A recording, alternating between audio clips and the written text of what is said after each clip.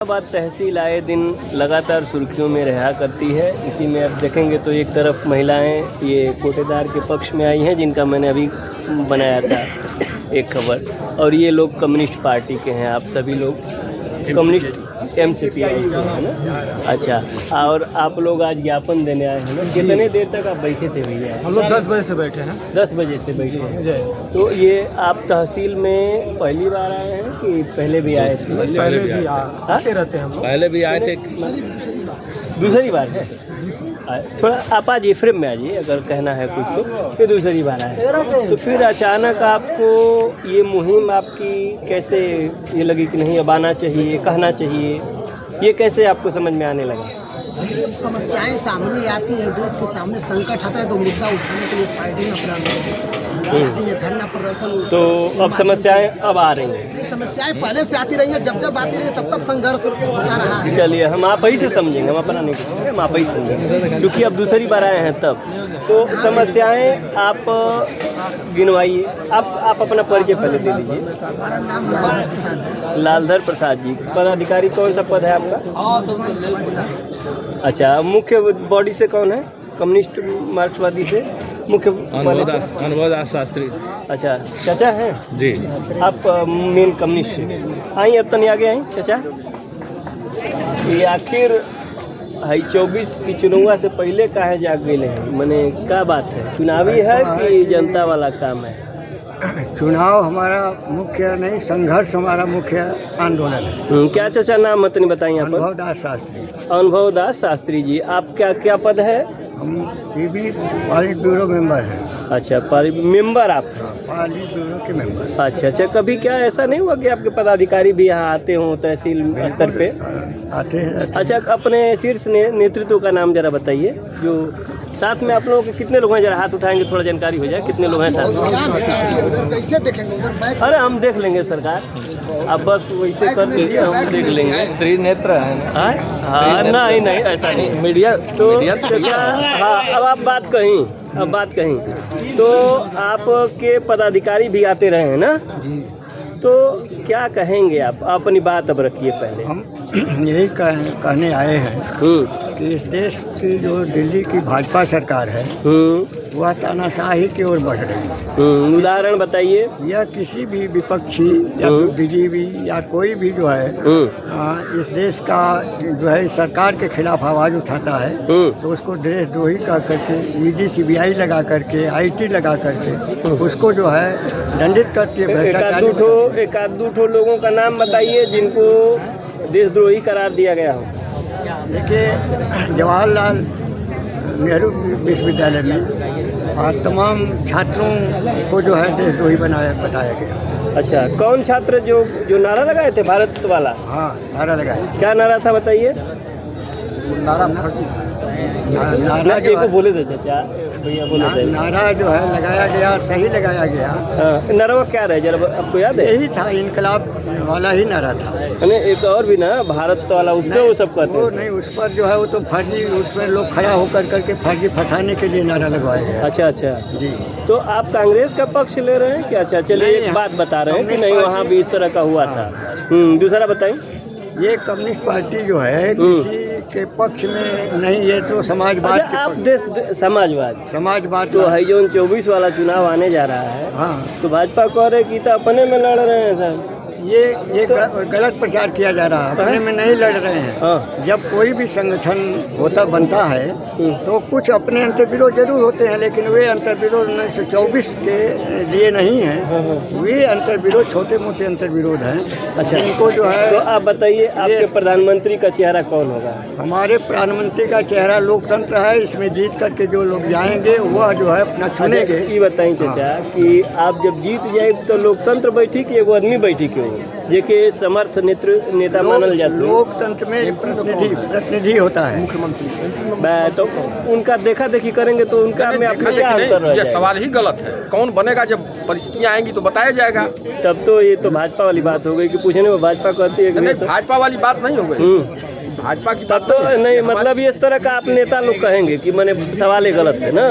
चलिए ठीक है, ये भी हम मान लिए, आपकी बात हम मान लिए चाचा। ठीक है, अब बताइए अब आप दूसरा बताइए जिससे कि ये लगे कि नहीं फासिस्ट है सरकार, आप लोग कहते हैं ना कि नहीं, आप लोग कह रहे थे अपने भाषण में, तो कैसे दूसरा उदाहरण? एक तो हो गया कि भाई नारा लगाने वाले को ये देशद्रोही कर रहे हैं। एक आदमी मांस लेकर जा रहा है, ठीक है, और मांस को जांच नहीं हुई और उसको पीट कर करके मॉब लिंचिंग में मार डाला जा रहा है। ये किस सरकार ने मॉब लिंचिंग किया? इसी जो है सरकार में हजारों मॉब लिंचिंग हुई है। सरकार ने किया है कि नहीं, ये उन्माद फैला कर करके, हिंदू मुसलमान का उन्माद फैला कर करके ये करवाया जा रहा है। अच्छा, मॉब लिंचिंग एक आध दो ठो बताइए जहाँ पे सरकार खड़ा कराई हो, जनता को आप कन्विंस करेंगे ना, बड़ा दिन आपका बीता है इस राजनीति में, तो आप जो कहेंगे लोग मानेंगे आपकी बात को, आपका बाल सफ़ेद हो गया है। तो कोई एक आध दो उदाहरण बताइए जहाँ मॉब लिंचिंग सरकार करा दी हो, उकसा दी हो कि भैया जाके मारो उसको। रात रेप की हुई लड़की को रात को 12 बजे पुलिस जो है जला रही है लाश, उसके परिजनों को नहीं दिया जा रहा है लाश, तो अच्छा, ये तो मार होकर जलवा रही है। अच्छा ठीक है, तो मॉब लिंचिंग हो रहा है, कैसे हुआ, क्यों नहीं अपराधियों को पकड़ा गया? इनका अपराधी जो है वो सीधे सीधे मन से भाषण दे रहा है कि कैसे हुआ, कब हुआ, क्या हुआ, और वहाँ पहलवान महिलाएं जो सबको पटकनियाँ दे चुकी हैं दुनिया में कई देशों को, वो जो है इस तरह से भाषण दे रहा है, खुलेआम घूम रहा है, और उन महिलाओं के ऊपर जो उनके मुकदमे लादे जा रहे हैं और उनके ऊपर पुलिस बर्बरता कर रही है। अच्छा, वो बात कर रहे हैं महिलाएं जो हाँ पहलवान थी और वो घूम रहा है, आरोपी घूम रहा है, और तो? इनका ईडी अभी 4 दिन पहले हुआ, रिश्वत लेते हुए पकड़ा गया 15 लाख की। राजस्थान में ईडी जो है 15 लाख की रिश्वत लेते पकड़ा गया। तो फिर क्या, ये बताइए कि संस्था में अगर कोई घूस लेता पकड़ा जाए, जो कल ही मैं 3 दिन पहले एक दरोगा का मैं अपने ही चैनल पे चलाया था, तो अरे वो चारों तरफ चला वो कि जब वो घूस लेता हुआ उसने पकड़ लिया, तो क्या किया था ना कि तो एंटी करप्शन वालों को बुला दिया था। हाँ, तो क्या किया जाए, दरोगा और ईडी को बंद कर दिया जाए क्या? नहीं, बंद किया जाए न किया जाए, विरोध तो होगा, विरोध तो हम लेकिन करेंगे, जनता तो कहेगी, हम तो विरोध करेंगे भाई आपके प्रशासन में गड़बड़ी है, हम तो कहेंगे। हाँ, ये पॉइंट बनता है, ये पॉइंट बनता है। चलिए चाचा बोलिए, हम तो आप ही को आगे मान रहे हैं, चलिए बोलिए, तीसरा बोलिए। हाँ ठीक है, हाँ बोलिए। लोग अभिव्यक्ति की आज़ादी है ना, बिल्कुल। आए दिन जो है किसी को संसद में निलंबित कर दिया जा रहा है, संसद में निलंबित कर दिया जा रहा है। अच्छा ठीक है, बताइए। तमाम सदस्यों को, विपक्षी सदस्यों को जो है निलंबित कर दिया जा रहा है, पूरे सत्र के लिए निलंबित कर दिया जाता है। हाँ, तो ये संसद में इस तरह का होना चाहिए। किसके बात आप कह रहे हैं, बताइए। 2004 से 2010 तक जो कांग्रेस की सरकार थी, उसमें किसी भी सांसद को निलंबित नहीं किया गया। सांसद को अगर निलंबित भी किया गया तो वो कांग्रेस के ही सांसद थे, जो उनकी अवहेलना के कारण उनको निलंबित किया गया। 2014 से 2023 तक 141 बार सांसदों को निलंबित किया गया, जिनमें करीब 73 सांसद थे, जिनमें सबसे ज़्यादा तृणमूल कांग्रेस के सदस्य थे, संसद थे, उसके बाद कांग्रेस। ये जनता की आवाज़ जब संसद में उठाते हैं, मांग करते हैं, रखते हैं, तो इनको लोकसभा अध्यक्ष जी क्यों निलंबित करते हैं? क्या संविधान अधिकार देता है अपनी बात को रखने के लिए?